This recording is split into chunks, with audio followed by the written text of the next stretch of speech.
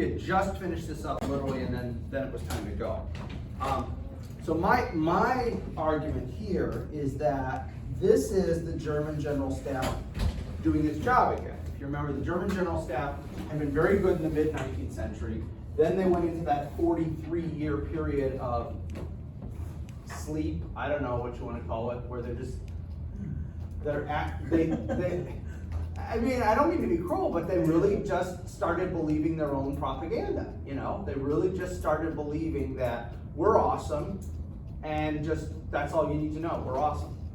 And, well, World War I is the end result. And we went through all the problems with the Schlieffen Plan, right? So, after the Schlieffen Plan, and after the disaster of the first at least year or two of World War I, they finally get their stuff together, and they're doing this kind of work again. Like, okay, we won in Poland. We won an overwhelming victory. We just took over an entire country. What do we do bad? Quite a bit. Okay, there were things we could have done better. Now, so what's the bottom line here? The bottom line is from an Englishman, Basil Liddell Hart, and Liddell Hart, this was his take on it. He is not taking the same tack the Germans are.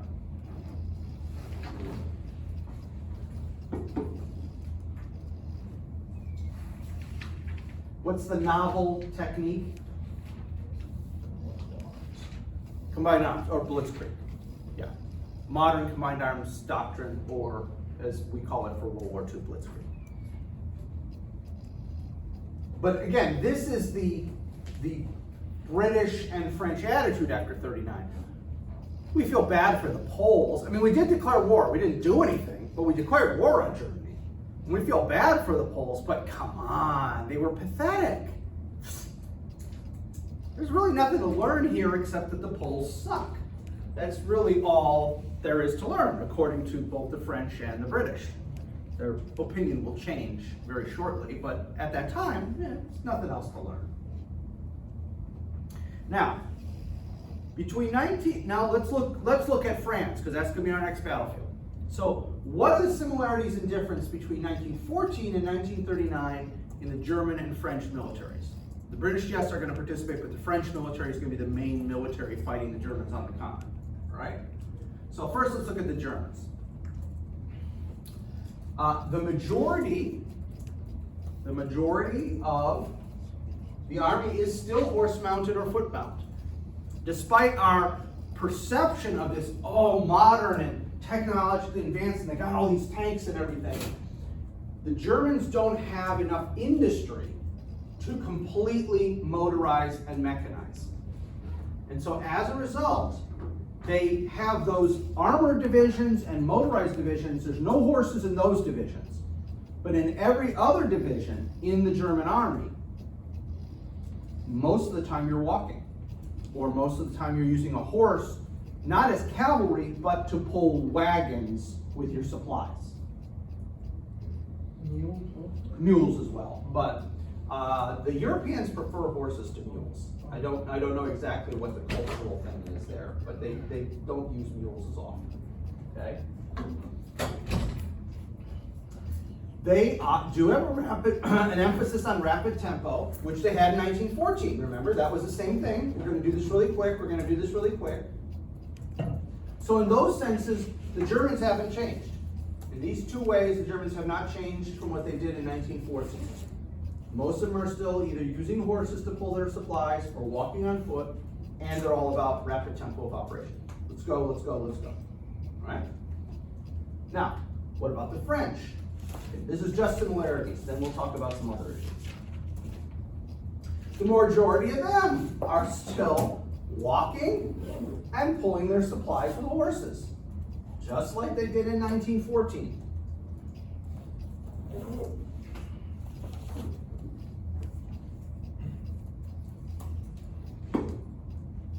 And as far as their doctrine, if you want to call it that, they are still all about centralized command and control, intricate planning.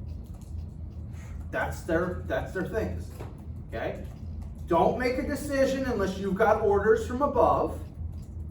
Hence, centralized control. And our plans are meticulously planned out. Sometimes literally to the minute. Some French plans literally read 12 minutes into the battle, this happens. 28 minutes into the battle, this happens. I guess they probably rounded up to 5s. It was probably 15 and 30, but you get what I'm going for. Okay? So in these ways, these two armies have not changed in these two ways.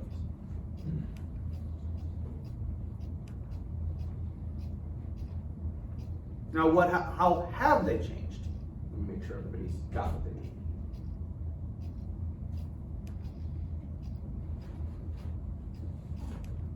So that's the similarities.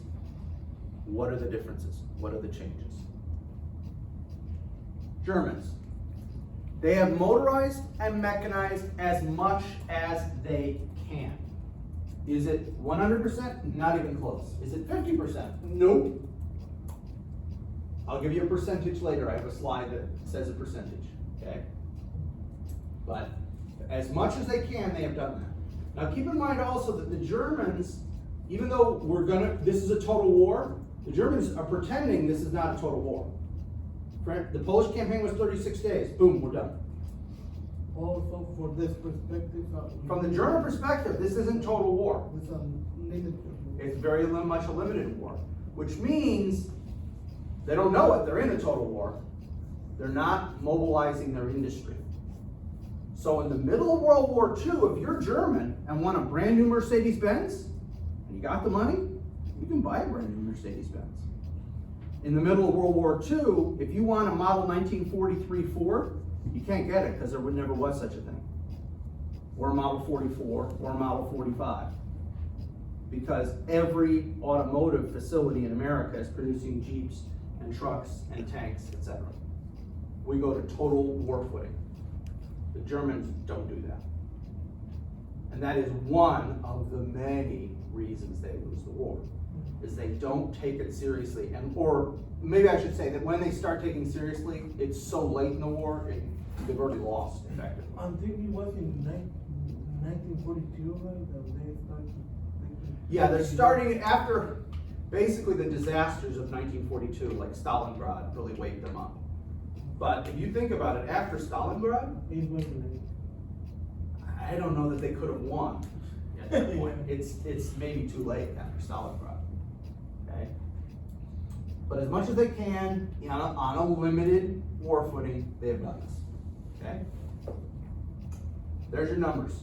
Only 10% of the divisions are completely motorized and mechanized. The high point of the entire war, it'll be no more than 25% of the divisions are completely motorized and mechanized. Now, I say completely, every division has some trucks and cars and stuff like that.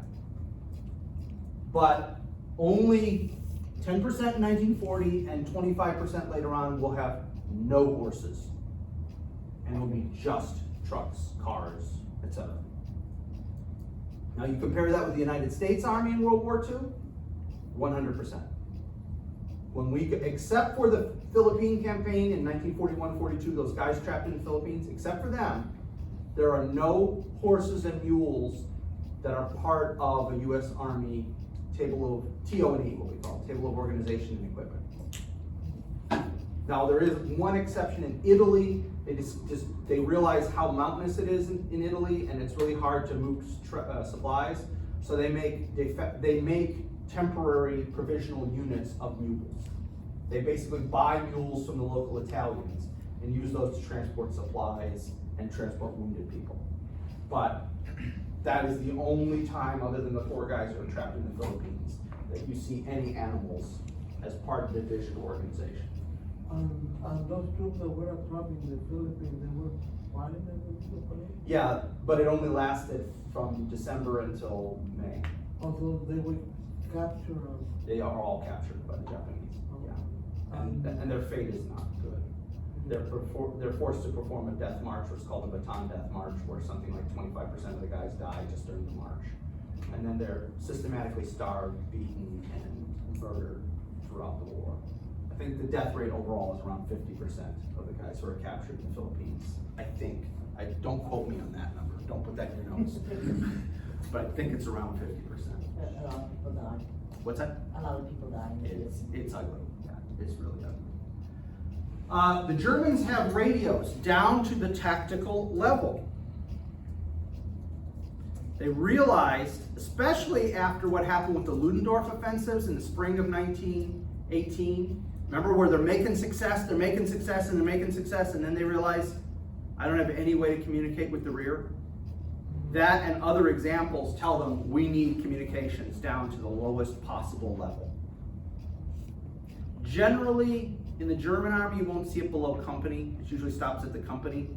They won't have platoon level radios, but that has more to do about their industrialization than anything else. It's not, they would have given every single frickin' trooper a radio if they could have, but they don't have the ability and the money, okay? The Luftwaffe. The Luftwaffe is a major improvement over World War I. Why? It has powerful and reliable aircraft. And that's the thing, the German two fighters that they start the war with, the Me-109 and the Focke-Wulf 190, they're able to keep those two fighters with improvements going to the end of the war. And that shows you how good those aircraft were at the beginning of the war. If in 1945, you can still fly those, again, later models, like the G model, J model, whatever, and it's not a death trap. It's not like suicide. Whereas in the Pacific theater, the Zero, which is the best Japanese naval aircraft in 1941, by the end of the war is a death trap. Going up against an American fighter in a Zero in 1945 is, yeah, you either better be awesome or you're basically a kamikaze, whether you know it or not. But with the German aircraft, they're able to improve them enough that by the end of the war, they're still really good fighters. Not as good as the Americans or the British by the end, but not bad. And likewise, the Luftwaffe's mission is always to support the German army. Yes, they do bombing raids on London, and they do other things, but overall, when you look at how resources are allocated, the Luftwaffe spends most of their time supporting the German army.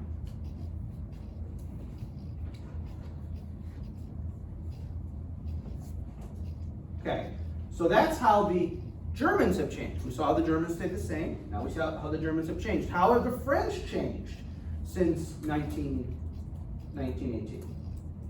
They have more tanks and they're better. Okay, that's one way. They have more tanks and they're better tanks. And we'll talk about those in a minute. I have a slide where we'll talk about the French tanks. And the only other way that they've changed is better and heavier artillery. That's it.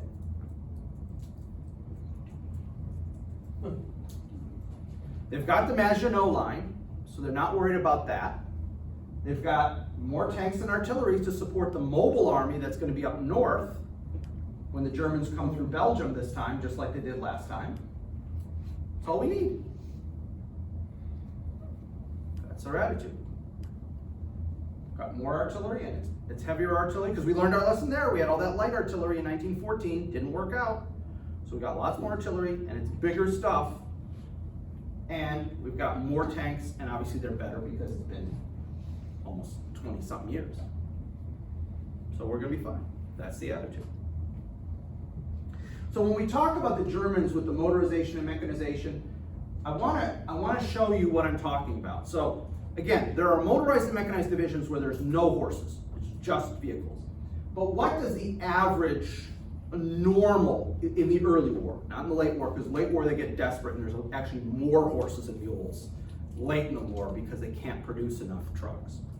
This is in 1940, this is an average German infantry division. So the organization within the division, number of motorized vehicles, number of horse-drawn vehicles within the division. So the division headquarters has almost an even amount of motorized and horse vehicles.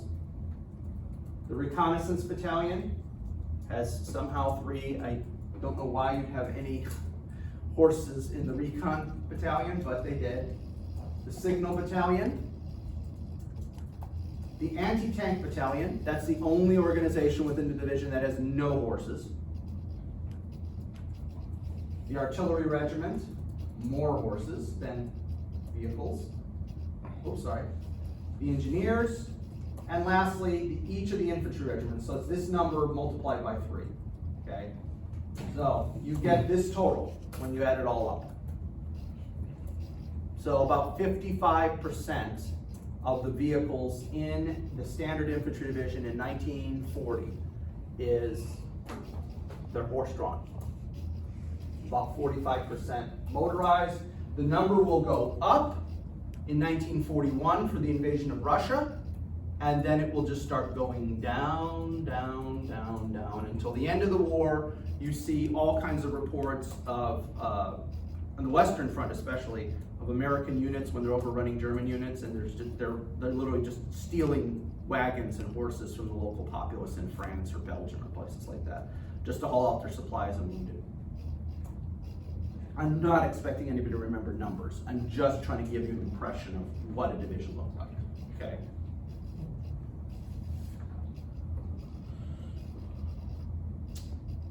And another way of looking at it is in the average German infantry division, you've got about 17,000 men and you've got over 5,000 horses. And that means your daily logistics requirements include 53 tons of hay and oats and 54 tons of food. The horses eat as much as the men in weight. Plus, the hay and oats is very easy for it to spoil. If it gets wet and it's not dried almost immediately, it will get fungal growth and it will go bad. So this is one of the things about, there's this myth like, oh, you got horses, just let them eat the grass. Yeah, no, it's not how it works. Horses, when they're wild, are eating all the time. They eat all day. That's the only way they can get enough nutrition. That's why almost all herbivores spend the majority of their day, whether it's deer or cows or horses, they spend almost all their day eating to get enough nutrition out of just grass and stuff. Now, obviously, if they're an animal you keep, you give them pellets and things like that that have extra nutrition built in. It's the difference between eating raw oats and eating a granola bar with oats in it, okay? There's a lot more calories, there's a lot more stuff in a granola bar that has some oats in it than a handful of raw oats, old-fashioned oats if you cook those on the stove, okay? That's I know it's not a great comparison, but that's what I came up with off the top of my head, okay? So again, you've got a lot of hay and oats you've got to have every single day, and they're subject to spoilage in a much faster way than the human food is, because you can do package, you can do all that kind of stuff. 21 tons of petroleum oil and lubricants every day. For horses? What's that? No, for the vehicles, because remember we did have 900 and something vehicles, and 12 tons of everything else. So this is very similar. Do you remember Frederick the Great? Remember that, the logistics stuff we were talking about, like a second week of class? And remember how that was such a disaster? It kept exponentially getting bigger and bigger and bigger and bigger. Well, now it doesn't get exponentially bigger because we can use railroads to bring us the hay and oats. So at least we don't have to worry about that part. But this is very similar to what Frederick was facing 200 years ago.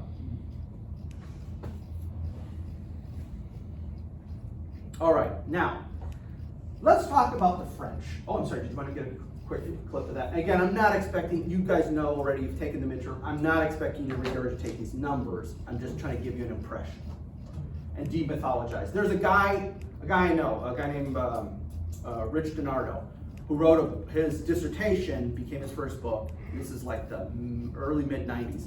And it was called The Myth of German Supremacy or something like that. And he laid out this whole thing that, there's horses and mules and all, this is what they're using the majority of the time. And it really burst a lot of bubbles because everybody bought into this myth of, the Germans are so highly technological, And then he goes through and does the numbers. And that book, even though it's just this little slim volume, was just groundbreaking when it came out almost 30 years ago now, because it just totally popped everybody's bubble. But what of the environmental impact of horses? Nobody thought of those things in those days. Nobody thought of those things. Okay, let's talk about the French for a little while. How many horses do they have? Quite a bit. They're still using their World War I uniform. Yes, they are in some cases. The French, you remember when we talked about the Maginot Line and we talked about all that way back several lessons ago? All right. So the French are short manpower, hence why they built the Maginot Line, because they could build the line and then use the guys who were second tier soldiers, some of them even wounded guys from World War I could man the Maginot Line because they're sitting in a static pillbox. They don't have to move. And we can take our smaller group of young guys, keep them up north with the tanks and the heavier artillery, and they can counter the German invasion through Belgium. Boom, we'll stop them, and the war will end up there. That was the idea. Well, the French have a draft, like most countries in the world have in those days. And the French break their army down. Okay, so this is what I'm going to talk about is a number of professional soldiers. And what I'm going to consider a professional soldier for our sake is when they were mobilized in 1939, these are career officers, meaning officers who stayed in after their obligation. So like in our system, if you didn't have a scholarship or anything, and you did ROTC, you owe the Army 3 years as an officer, okay? And if you took a scholarship, it's 4. If you went to West Point, it's 5, all right? So all I'm calling a career officer is anybody who stayed after that initial period. So if you've been in the Army 1 day after your commitment, I'm counting as your professional officer because I have no way to distinguish. I can just say, are you under your obligation or past your obligation? So I don't know how long they're in. Or a soldier who is drafted and then re-enlists. So you literally could have done your draftee period, which was 2 years, okay? Actually, for a little while, it was less than 2 years, but we'll stick with 2 years. You did your 2 years draft, and then you re-enlisted, and you could be in the Army for 1 day past that 2 years. I'm gonna count you as a professional officer, because again, I don't have a way to distinguish when we look at the numbers, right? So, the number of professional officers, professional non-commissioned officers, sergeants, and the number of professional enlisted people. In the active divisions, these are your numbers, okay? So roughly 1/3 of officers in an active division are professionals. The other 2/3 are lieutenants who are still doing their, I forget if it was 3 years or 4 years, okay? They're still doing that initial period they owe the government. Now, you might say, whoa, that's kind of scary, but when you break down a division officers, the overwhelming majority are lieutenants, okay? They're platoon leaders, okay? They're that kind of guys. So this is not shocking. It's not shocking. The NCOs, that means 1 out of every 3 NCOs is still in his initial draftee period. Now that's a little scary, because that means you got a whole bunch of probably corporals who've managed to be promoted to corporal in less than 2 years. Frederick the Great would say, no, because 2 years was the minimum just to be competent as a private. Putting stripes on a guy in less than 2 years is a little scary. And then the enlisted, 55% is actually pretty good, because that means of the privates, more than half of them re-enlisted. And that one's pretty good. So overall, this is not, I wouldn't be terrified. If I had these numbers as the French in 1940, I wouldn't be terrified. I would think, my army's gonna be okay. You know, it's not gonna be anything disastrous. The French have 2 kinds of reserve divisions, okay? And this is hearkening back to the German. You remember, so the Germans had that initial period you had to serve, then you were in the reserves, and then you were in the Landwehr, which was all for all the old fat guys, okay? The French do something different. They have A grade reserve and B grade reserve. So it's kind of paralleling the German thing. So, you've done your initial period, 2 years on active duty, for enlisted guys. I think 4 for officers. And then you go into the A grade reserve, where you owe another either 6 or 8 or 4 years, because remember 8 is the total service. So this is what the A grade reserve divisions looks like. So 77% of your officers are still within that 8-year total window they owe for active and reserve. Okay, I guess that's not too shocking. Okay, that means the senior officers have all volunteered to continue to serve, the very senior officers, but captains, lieutenants, maybe even a few majors are still obligated. Your NCOs, 83% of them are still within their 8 years. Okay, they still owe time. 2% of your enlisted. So that, which clearly shows I don't want to serve in the reserves if I'm only a private. That's I'm not going to keep serving. All right, and then the B grade divisions. That's it. In the B grade divisions, except for 3 professional officers in the headquarters, almost nobody is serving beyond whatever they owe the government. But we're not worried. Maginot Line, Belgian border, back up the guys in the Belgian border or back up the guys in the Maginot Line. We're gonna be fine.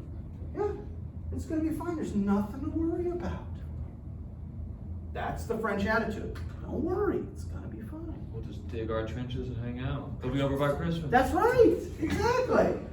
Just dig in and wait. We've got heavier artillery. You know, we've got more tanks and they're better. We're gonna be fine. We're gonna be fine. So the French artillery was heavy on They have more artillery than they did in 1914. And they have heavier artillery. Whether it's better or heavier than the Germans is debatable. But comparing them to themselves as a younger army, as it were. Okay. So, I would be interested, I don't know. Okay. We obviously don't have a B grade division, so we can kind of scratch that out. I guess the IRR would be in the Army we call it the Individual Ready Reserve, and you can go into the IRR after you've finished your obligation and just kind of sit there and be on paper, kind of like those organized reserve corps divisions in the interwar period where you're just a name on a sheet of paper. You can do that, and I've known guys who've done that after they finish their obligation. They just go into the IRR and then they just kind of sit there until the Army discharges them because they didn't make rank or whatever. So that's the closest we would come to this, and it really isn't a great comparison. But I would be interested to see. I think right now we would be much better than these numbers because of Iraq and Afghanistan. Okay, ironically, but in a few years, because the numbers are really down. I don't know if you guys have seen this in the news. It's like nobody can recruit for anything. I mean, nobody wants to come into the service. And there's multiple factors, cultural factors, as well as war, et cetera, that are involved there. I'm not going to go down that because that's going to get into politics, and I don't want to do that. But I would be interested to compare in, say, 5 years, these numbers with what we have. I'd be interested to see where our numbers are. I really wonder about that. Or in the 90s, before 9/11, I'd be interested to see what were our numbers like in the late 90s. It'd be interesting to see. Because we might be surprised, and we might find out our numbers are not much better than this. Like I say, right now, I think our numbers are way better because guys re-enlisted so many times to keep fighting in Iraq and Afghanistan. So I think our numbers now would beat this, but 5 years from now, or back in the 90s, I'd be interested to see. Love to see somebody do that work. You need access to stuff I don't have access to. Now, the best tank in the world, according to historians who know things about tanks more than me, in 1940 was this tank, the Char B1, a French tank. This was supposedly the best tank in the world. It's a cavalry tank. That's how the French referred to it as. They had kind of offensive and defensive tanks, so they referred to infantry tanks as kind of a defensive tank, cavalry tanks as an offensive tank. That's how the French classified these. So everyone says in 1940, best tank in the world, all right? It doesn't look terribly impressive to my eyes, but I'm no expert. But here's the problem. You could have the best tank in the world. How many do you got? They started producing them in 1936. And they kept producing them until 1940. So it's one thing to say, I've got the best tank in the world. But until the war kicks off, they're not interested in producing these in any serious numbers. So what happened between 37 and 38? Yeah, probably money issues. Probably the government, probably funding, government cut their funding, and we could only afford to, French can only afford to buy 25 that year. And then obviously war breaks out and they're trying to produce as many as possible. Oh, I thought that was how much they had total. I thought they No. lost 10 tanks. These are each year. So I would not be surprised if the majority of these never got anywhere near the battlefield. The ones in 1940. I would not be surprised if almost none of these ever got to the battlefield. So you've got the best tank in the world, but you've only got, if we count all of these, a little under 200. That's not even a division's worth of tanks. Well, depending on your division organization. It could be if you organize it that way, but for the entire French army, you've got less than a division's worth of tanks. Please. So, I would like to if I am correct, but I feel like the French didn't interested to build those tanks for several reasons. But until when the war started spreading, they like accelerate. Yes. But it was too late. It's too late. Yeah, you check it, 1938 to 1939. I mean. Yeah, absolutely. And then to the 1940, even no. And this is again part of the reasons the Germans do so well in the early war, is the British and the French and us are all still, the Great Depression's still going on, we don't want to spend money on this. Well, the Germans are putting tons of money into defense, and they are both billing it as, we're going to get revenge on those people who screwed us over, A, but B, it also is creating jobs. Now it's also running up the debt, because you're paying them with fake money. Oh yeah. Because the government's buying all the tanks. It's no outside person buying all the tanks. So they've got a company producing tanks, and the government's paying for it, which means the government's also paying the people's salaries de facto. Not literally, but in essence, that's how it's working. But that's how it is. British, French, Americans, depression's going on. We can't afford to spend money on military stuff. The people would never stand for it, because we're all, in one way or another, quasi-democratic or democratic republics or whatever term, constitutional monarchies. That's not going to fly in a totalitarian state. Germany, let's go. So that's another one of the problems. All right. So the German invasion of France is case yellow. Case white, if you remember, was an invasion of Poland. Case yellow is the invasion of France. Now, the Germans have 3 army groups. Army Group C is supposed to mask the Maginot Line, i.e. they're supposed to run up to the Maginot Line, make a lot of noise, keep everybody in the Maginot Line occupied, but don't do anything else. Don't actually attack the Maginot Line. Do probes to test the strength or weakness of various sectors along the Maginot Line, but for heaven's sakes, don't actually attack the thing. Because the Germans actually do know it's going to be successful. So don't actually, they tell that army group commander, don't actually attack the thing. Just get up there, keep them busy, keep them occupied, let them think you're about to attack it. But don't actually attack it, because it'd be too hard to take. Army Group B is up in Holland and northern Belgium. This is the army group that the French expect to fight. These are the guys who are going to come through Belgium, because it's going to be Schlieffen Plan 2.0. They're going to come through Belgium, but we're going to be sitting there waiting for them.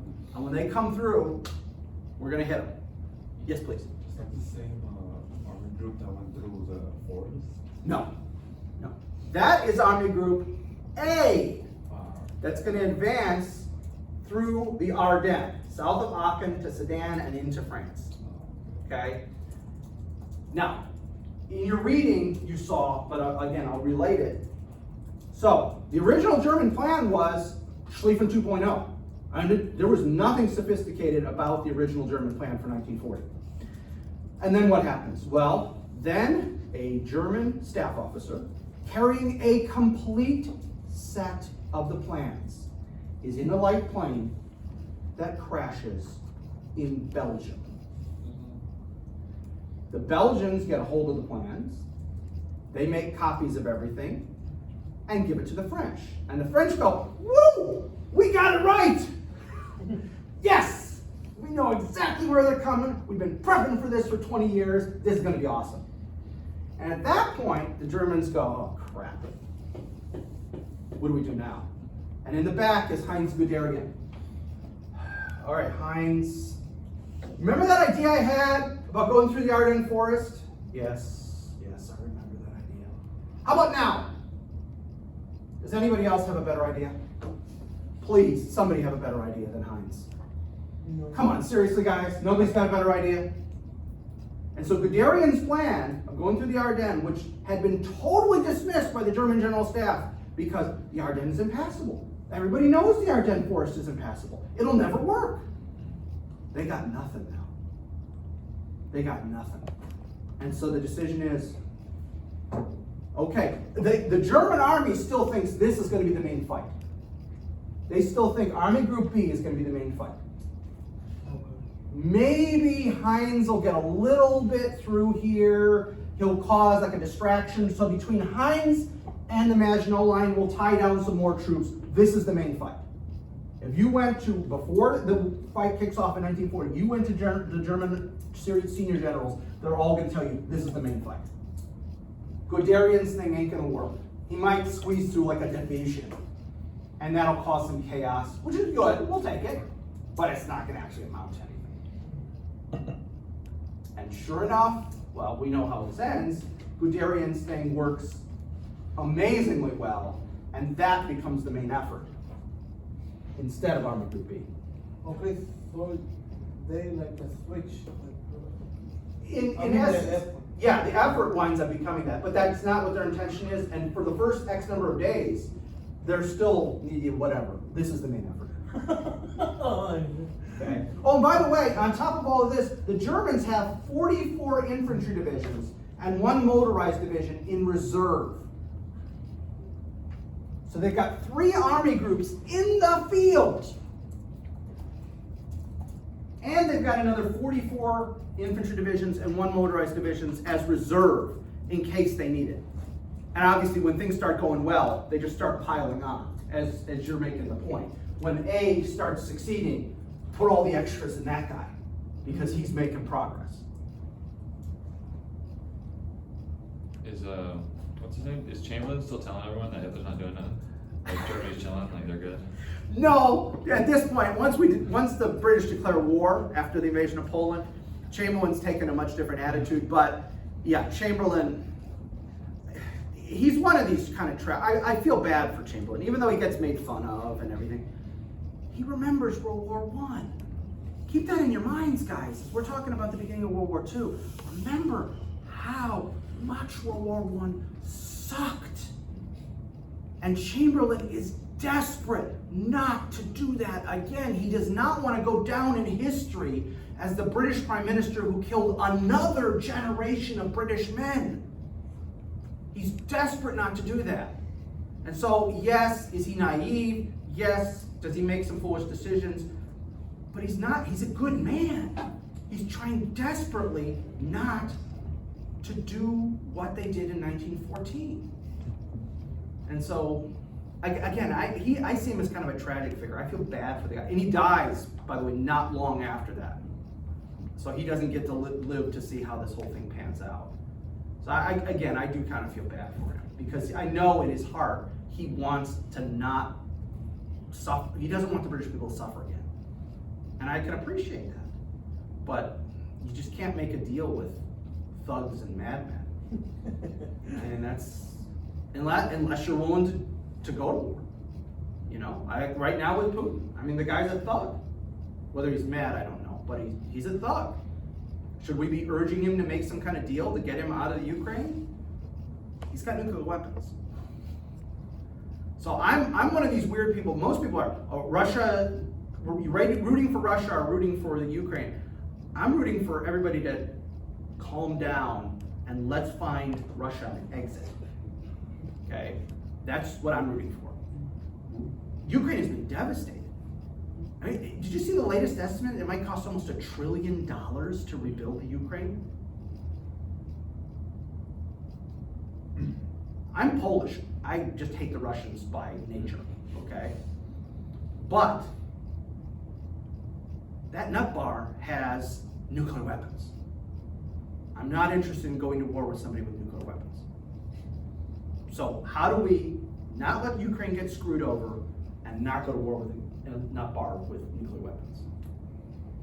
Find an exit ramp somewhere. How does like the average Ukrainian like get over it? Like, you know, like how do they after this? Like, I don't know. Like in their life. That's the thing. That's why I'm kind of, I feel bad.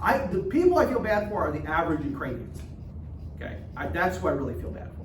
They're getting screwed over in this. And quite frankly, some of the average Russians too. I mean, you've seen this craziness where they're like taking 30 and 40-year-old guys and drafting them and sending them to the Ukraine. And they're defecting. You got guys defecting to the West all the time. Did you hear about those guys who hitched a ride on a trawler and got to Alaska? I mean, so, but yeah. Anyway, that's a diversion. So, this is what it winds up being. Okay? And so the plan, so here's the Maginot Line. And the plan is, the original idea is go through Netherlands and Belgium. So they're going to go a little further north, because remember the last time they came more of this area. So we'll go a little further north, that'll distract them, I guess. And the French expect to meet them, and boom, the fighting will be in Belgium this time. France won't get chewed up, Belgium will get chewed up. Thanks a lot. Thanks, you're a pal. And then of course, this is what actually happens. Guthrie gets through the Ardennes forest, gets around behind the French and British, because the British expeditionary force is in here too. They panic, and they have to be evacuated via Antwerp, or not Antwerp, Dunkirk.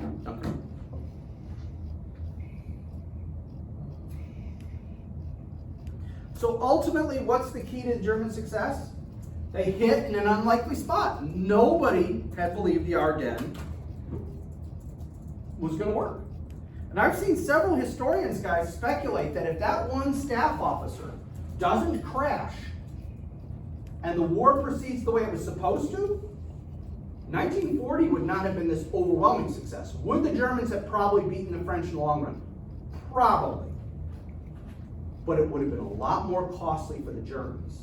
Yeah. And it might have made them think twice about invading Russia. Because remember, part of the reason Hitler keeps doing these things is he keeps succeeding so easily, and I'm using air quotes around easily. If you're one of the guys getting killed in Poland or France, it wasn't easy for you, okay? But comparatively speaking, these were easy victories. And every time there's an easy victory, it emboldens Hitler. Because the German General Staff has been telling him since 1936, don't do this. Whatever it is, don't do it, that's a bad idea. And then he does it, and nothing happens.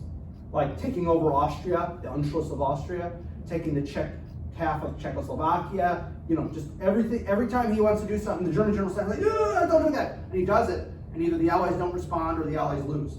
Oh, you don't remember that march that he sent the army to I don't remember the name, but it was this military zone that he presented the soldiers without even able. Yes. So if the French Reoccupying the Rhineland. Yeah. That's what you're talking about. Reoccupying the Rhineland, which was back in 34, I want to say. Yeah. Yeah, so every time he does these things, he either gets them bloodlessly or at relatively low casualties, and it makes his crazy mind go, yes, I can't lose. God's on my side. I can't lose. Or the gods, depending on the mood of the day. He's either God or he's a pagan. Yeah. Depends on his mood. Yeah. Probably. Either it's Odin, Yeah. or it's, Or Thor, Hebrew. or it's I don't know. Anyway, so again, a number of historians have speculated if that one idiot doesn't lose those plans, World War II is a totally different animal. It might stop with France. He might not make an effort to invade Russia. Or maybe it's delayed several years. That could be good, that could be bad. Maybe the Russians are better prepared. Maybe the Germans are better prepared. Anyway. Their rapid tempo of operations, though, is one of the keys. Not just that they hit them where they weren't expecting. The French army is not trained to be a maneuver army.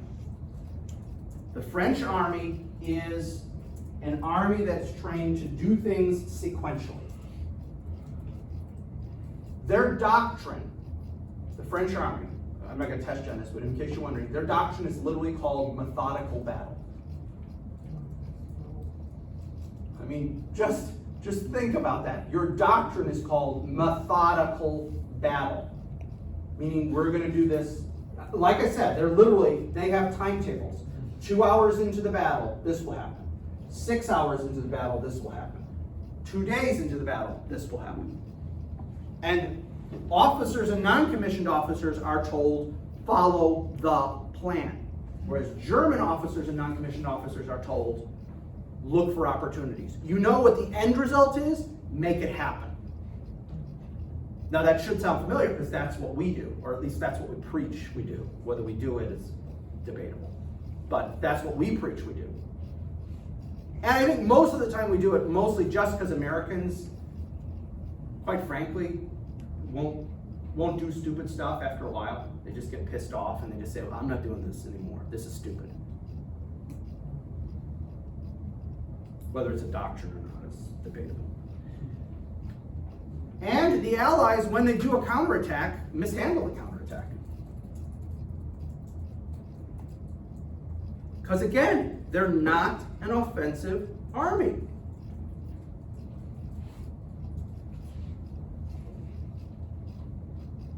The British a little bit, but the British Expeditionary Force, I think, is 5 or 6 divisions compared to the entire French army, which is like 60, 70 divisions. They're not going to have that much of an effect.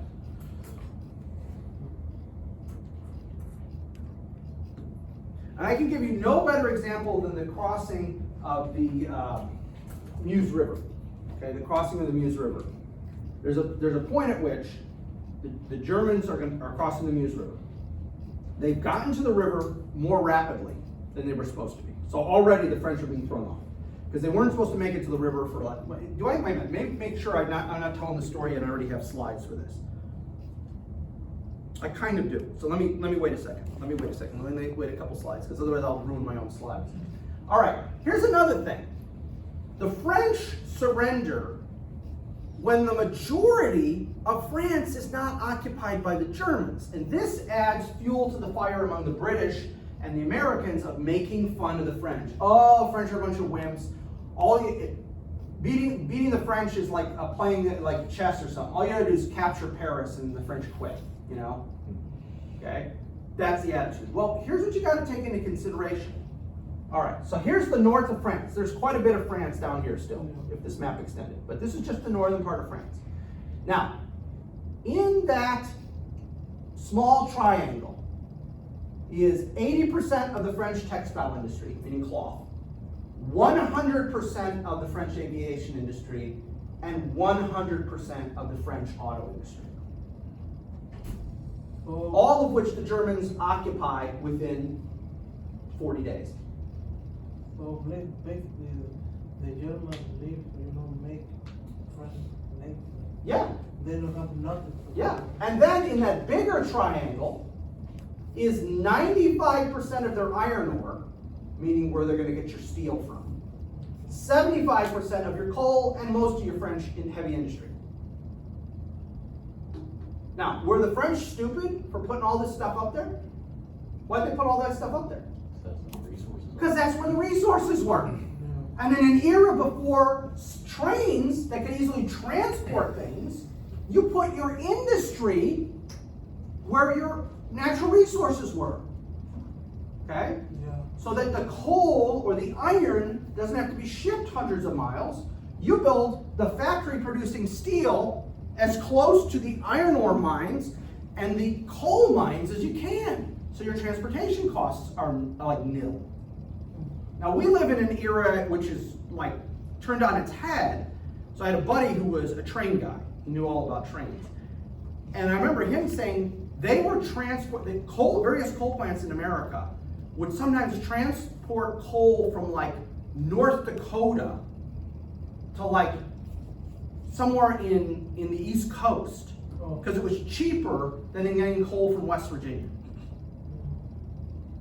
How that works economically, I have no idea, but he was telling me. And we would see, when I lived in Kansas, we'd see these coal trains coming through. Stocked high with coal, moving to the east. And I'm going, West Virginia is where you get coal. Why would you be transporting coal from the Dakotas?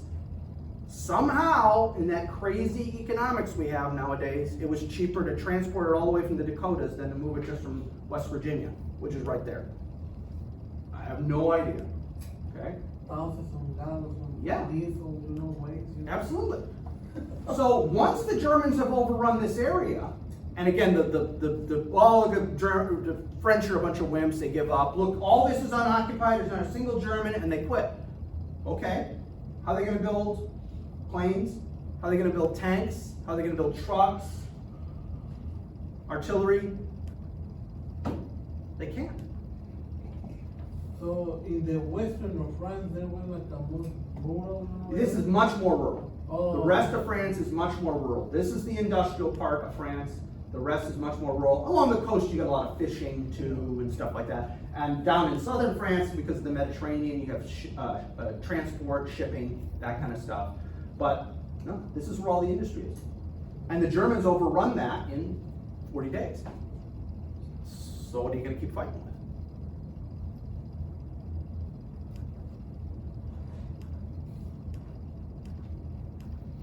Now, let's do a quick comparison of forces in May of 1940. So this is going to be the French army plus the BEF, not all of the British army, just the part of the British army that comes to France, which I say is about 5 or 6 divisions. I can't remember exactly, but it's about 5 or 6 divisions. Plus the Germans on the other side, right? So what do these two forces look like, all right? In tanks, the Allies have more. The Allies have more tanks.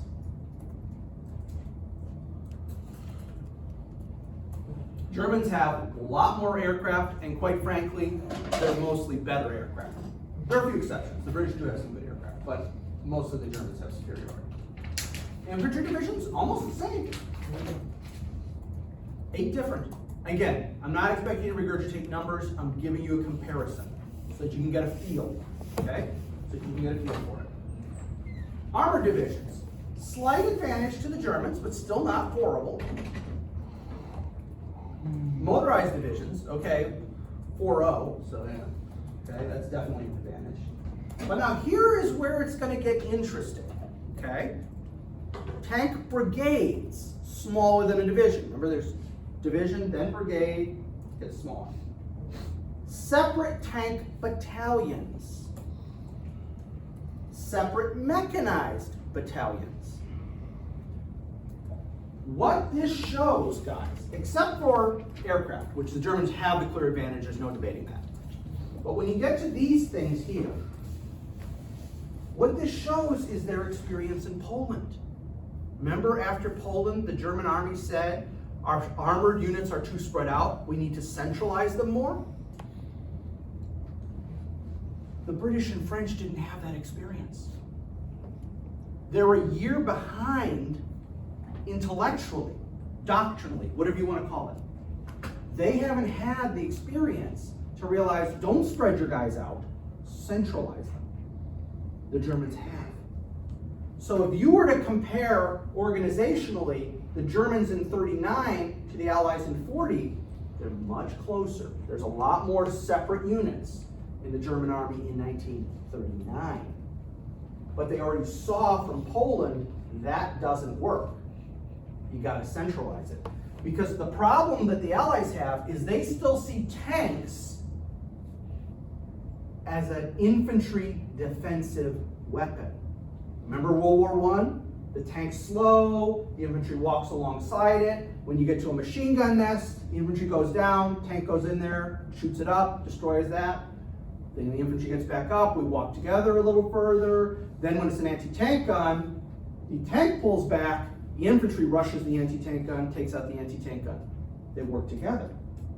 The British and French still have that mindset. They're still thinking 1918. The Germans had 1939, which showed them that doesn't work. So the Germans use the tank, as a shock. I mean, like a. It's an offensive weapon. It's fundamentally an offensive weapon for the Germans. For the French and the British in 1940, it's still more of a defensive weapon. I think so. And quite frankly, if you look at our U.S. participation in World War II, it's pretty close to 50-50, whether it's a defensive or offensive.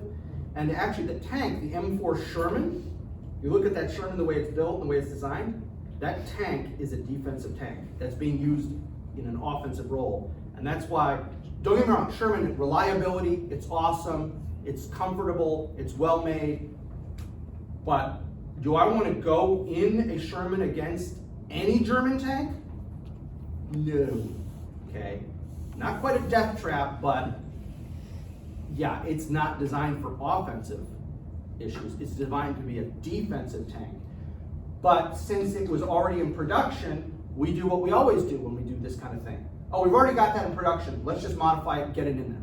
So we put on a different gun, we do all this stuff to make it offensive. But if you look at the tank, how big it is, it's preposterously big compared to European tanks. Okay, it's a medium tank at best, and it really shouldn't be used in that role, but we keep using it, and a lot of guys die because of that, because that's not what it was designed for. What we should have had is a heavy tank to fight other tanks. We get that a month before the war ends. The M26 Pershing finally gets fielded in April 1940, March or April 1945. So, anyway, so that's, again, these are very similar, except for aircraft, these are very similar armies, just that the Germans had that year, and extra fight to test, find out they were doing it wrong, get it right. If this had happened in 1939, except for aircraft, it would have been very similar, and the fight might have been very different. So, quick chronology. They cross the line of departure. They begin their campaign on May 10th. 2 days later, they're at the Meuse River. Okay? Now, let me go back to my story. According to the French plan, Germans are going to cross the LD. It's going to take them 5 days to get to the Meuse. They show up in 2. So already the French timetable's been thrown off. And then it's supposed to take them 2 days to cross the Meuse. So a full week from when they start is where they're going to cross the Meuse. The Germans cross the Meuse the next day. And the Meuse crossing is the perfect example of how the German army of 39 and 40 is fundamentally different than the European armies. The crossing is a disaster. Okay, a lot of guys get killed, a lot of equipment lost. And one of the best examples of this, of what happens is, there's this German sergeant. He's a combat engineer, okay? So his mission was to get across with his section and take out French pillboxes. He gets across, he has none of his men, boat capsize, none of his equipment. He's got his helmet and his rifle. He looks around, there's a bunch of other German guys who've gotten across, they're all mixed up. He says, all of you guys, come with me. And he proceeds to systematically, without his explosives, without anything, to take out the pillboxes he was assigned to take out. And he wins their equivalent of the Medal of Honor for what he does. But that's an example. This sergeant had a mission. He knew what his mission was. He knew how important his mission was to the overall crossing, because he was in the first wave. If he doesn't get this done, when they try and get a bridge put across the Meuse, it's not going to work, because those pillboxes are going to shoot up anybody trying to build a bridge. He's got to take them out. No equipment, no men. He just grabs a random bunch of dudes who are standing there, who are all mixed up from different units, and he does his job. And that's exactly what we're talking about. And see, I would argue an American would probably do the same thing. But the French, I don't have orders for that. A French NCO would stop and say, well, I don't have my explosives, I don't have my men, I have to wait. And again, I'm not making fun of them, I'm saying that's how they were trained. If you've had this drummed in your head the whole time you've been in the Army, what are you going to do? You're going to follow orders. The Allies break through on the 15th. On the 16th, the French First Army and the British Expeditionary Force begins to withdraw toward Dunkirk. The Germans reach the coast 10 days after invading. 10 days. Dunkirk ends on the 4th of June. This is always another what if people propose. Like, why didn't the Germans just wipe out all those French and British troops at Dunkirk? I've seen a half dozen different explanations. Supposedly Göring said I could do it with the Luftwaffe, don't bother using the army. Another one says Hitler hopes that the British will capitulate, and if he doesn't kill all their soldiers, maybe they'll be more likely to capitulate. I don't know. I've seen, like I say, I've seen so many different explanations, I don't know what the right explanation is. But it's definitely a missed opportunity. If he wipes out the British force there, the Brits can't keep fighting. They got nothing. Those are their best divisions. And the 22nd of June, the French quit. It's over. 44 days.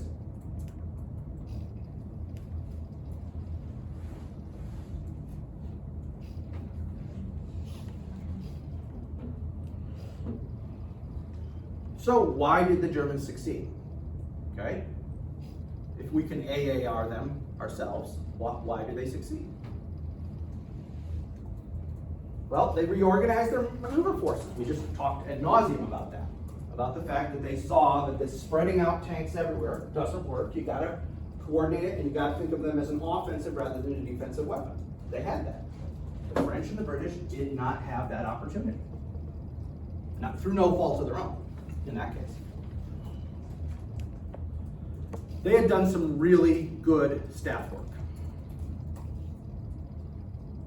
They had really good plans, and then, of course, the plans get captured, and then they did some really good planning again to fix that problem.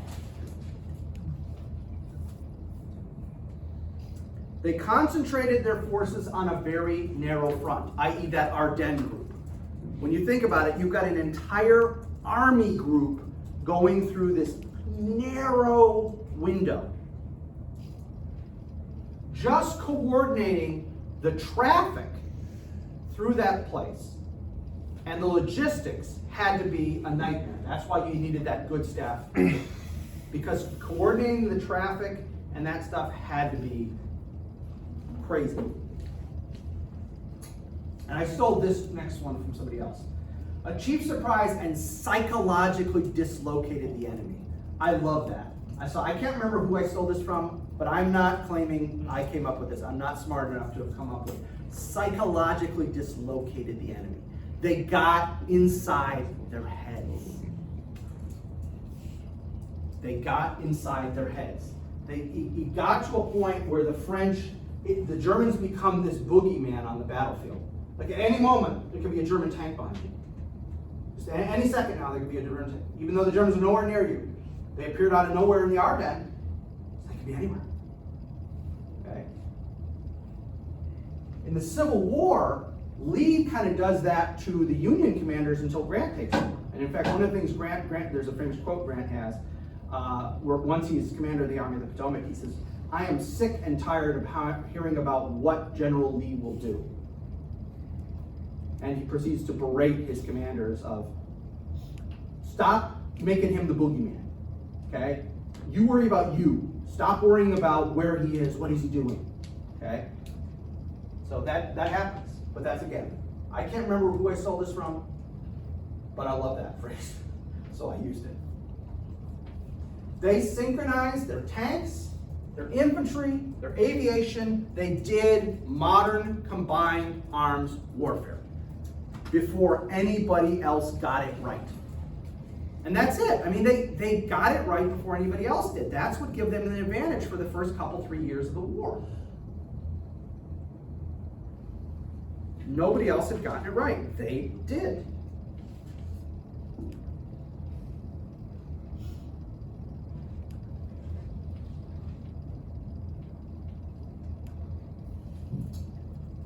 They also reacted better to the Allies, to the fluidity of the situation, like change. Whenever there was change, and that German NCO, engineer NCO, is the perfect example of it. He doesn't have his men, he doesn't have his equipment, he still goes and does his mission.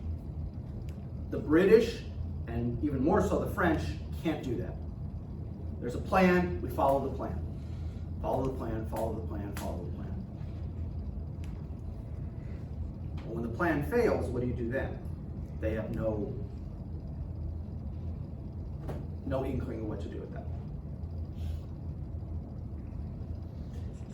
And lastly, which kind of goes hand in hand with the previous one, the Allies reacted, their plans, their doctrines, none of it was good. Insufficient. I use the term insufficient, not bad.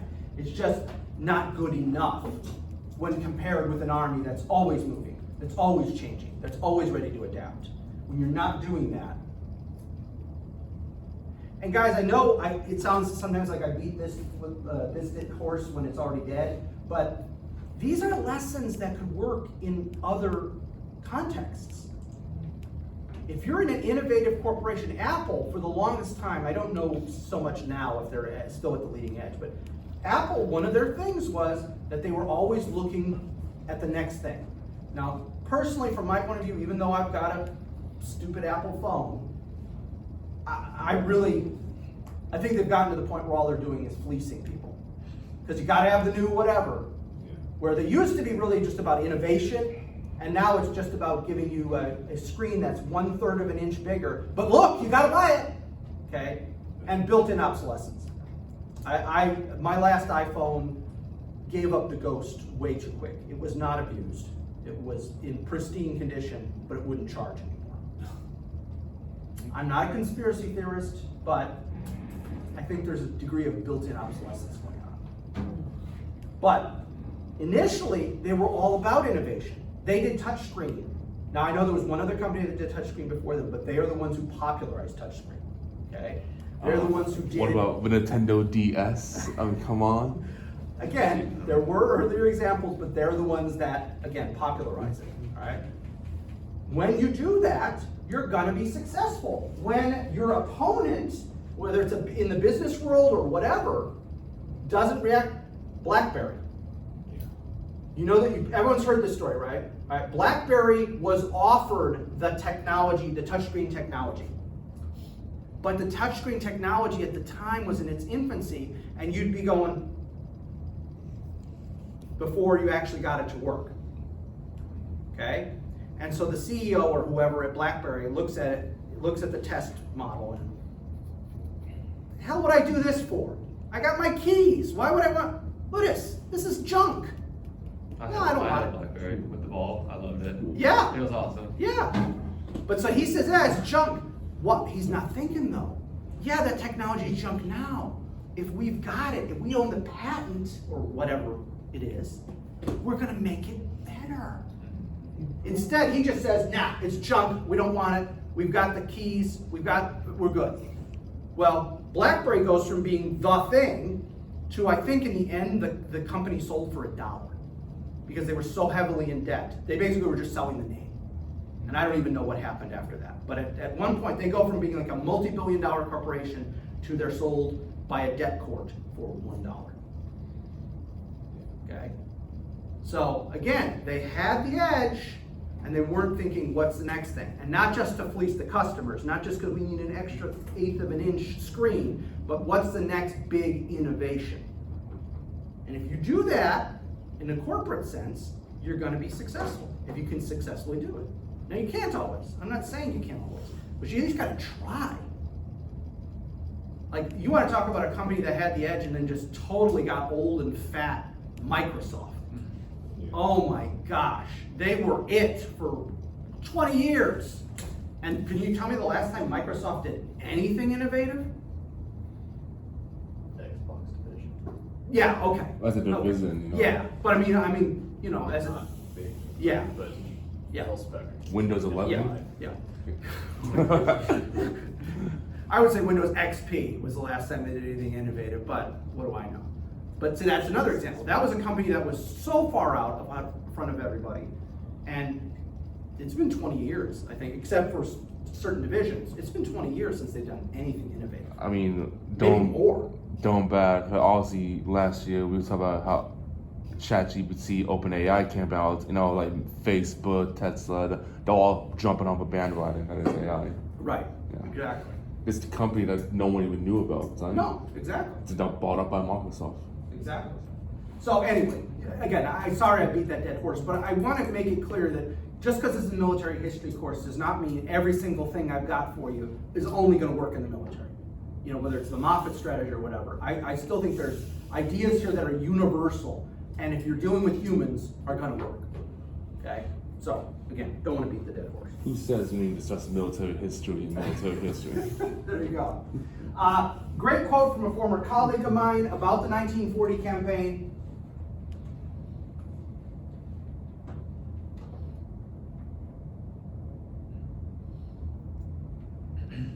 I think he's right. Now, did the tanks make things better? Oh yeah, absolutely. But it really wasn't the tanks, it was the operational tempo. It was the ability to figure out how to solve problems quickly. Bless you. Because the Germans went for the gut, basically. They had trained for that. They were telling people, take risks, take chances, as long as you keep the ultimate goal in mind. The French army was telling people, shut up and do what the plan says. Don't be innovative. I mean, they're not quite saying literally don't be innovative, but they're certainly not encouraging innovation. Let's put it that way. Or self-thought, or whatever term you want to use. Okay? And a quote from a German, Hermann Balk. Now, Hermann Balk is a lieutenant colonel in 1939. By the end of the war, he's a 3-star general. Okay? So in 5 years, no, sorry, 6, he goes from lieutenant colonel to 3-star general. And this is his take on initiative and leadership.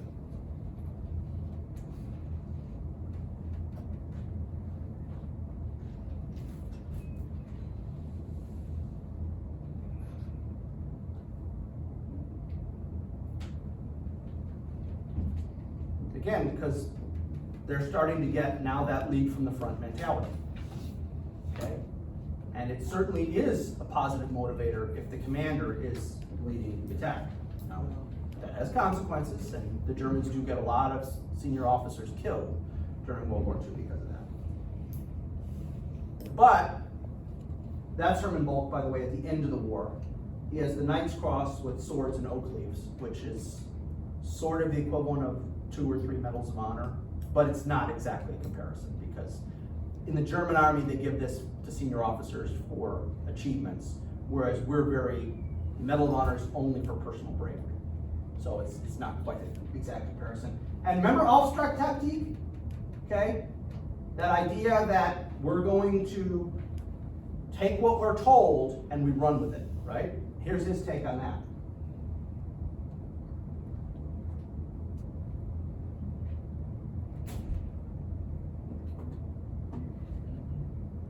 There's the map. We talk about it for 5 minutes. I don't see him for 8 days, but I know he's doing what needs to be done to get us our ultimate victory. I mean, to be fair, the same behavior could be like mirrored by an incompetent ponce who has no idea what he's doing. Well, yeah, the difference is he's going to be dead somewhere along the line, whereas Balk's going to say these guys are going to succeed. So we're unfortunately out of time, but we will resume on Wednesday, finish up the French campaign, and start to talk